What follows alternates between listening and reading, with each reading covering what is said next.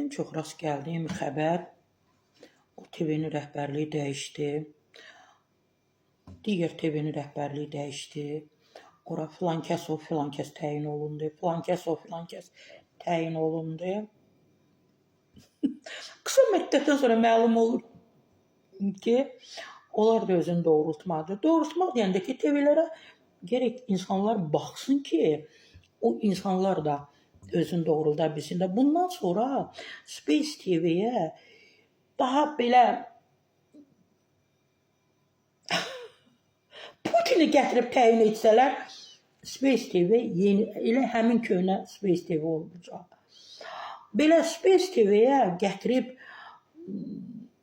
deyəcəm Paşinyanı, hamı deyəcək Sarıxan bu nə fəaliyyət işlətdin.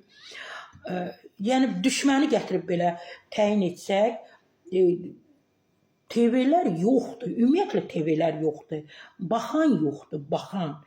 İndi yenidən gətiriblər, təyin ediblər, Space televiziyasının yeni bədrəhbər təyin olunub. İstinad edirəm Milli.az-a.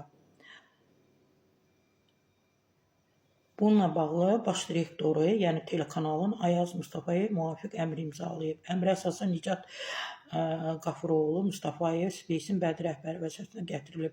42 yaşlı Qafuroğlu bu təyinata qədər ARB-də 24 televiziyanın baş prodüseri vəzifəsində çalışıb. Qeyd edək ki, mayın əvvəlində Space-də rəhbər dəyişikliyi olub. Televiziyanın baş direktoru Vado Karovun istefa verərək vəzifəsindən ayrılıb. Həmin posta Ayaz Mustafayev təyin olunub. Amma bir şey var ki, TV-lərə yenə də hamını, bax, mənə desinlər ki, Sara Səfra yalan deyirsən. Yenə də o köhnə ənənə var, o davam edir. Heç kimi ödənişsiz TV-lərə dəvət etmirlər. Heç kim gəlmir. Yenə də paket, yenə də pul, konkret pul. Eşidirəm, gözlərim kəlləmə çıxır. Həmin adamlara deyirəm ki, siz bir vaxtlar deyilirdi ki, hər bir insanın, hər bir vətəndaşın özünün TV-si olacaq. Gülməyim gəlir. Deyirəm, necə insanın necə TV-si ola bilər? Telegüllər, studiyalar, kameralar, montaj stolları, aparıcılar, müxbirlər, mikrofonlar belə təsəvvür edirdim ki, bunları etmək üçün çoxlu pullar, külli miqdarda paralar lazımdır.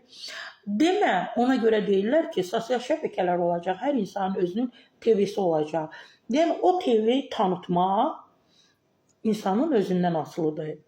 İndi TV-lərimiz var, amma heç kim bu TV-lərə baxmır. Baxmaq da istəmir. Ona görə ki, TV-lər özlərini doğrulda bilmir. Bəzi müğənnilər var, görürəm ki, yenə də belə pul yığırlar. Xeyr ola, filan televiziyada filan verilişə çıxacaq. Deyirəm, əzizim, o verilişə baxan var, deyir, heç kim baxmır. Heç kim bilmir o verilişi var ya yox. Deyirəm, bəs yaxşı sən o qədər neçə min aparıb o TV-yə, o verilişə niyə verirsən? Yenə də deyirəm, TV-lər yaradıcılıqdan çox deyir ki, bir var keyfiyyət, bir var kəmiyyət. Yenə də hər şey kəmiyyətin üzərində qurulub. Keyfiyyət heç kim üçün maraqlı deyil. Yenə də deyirəm. İstəyir bundan sonra gətirsinlər Putini, gətirsinlər Donald Trump'ı belə gətirib qoysunlar rəhbər. Televiziya baxış yoxdur.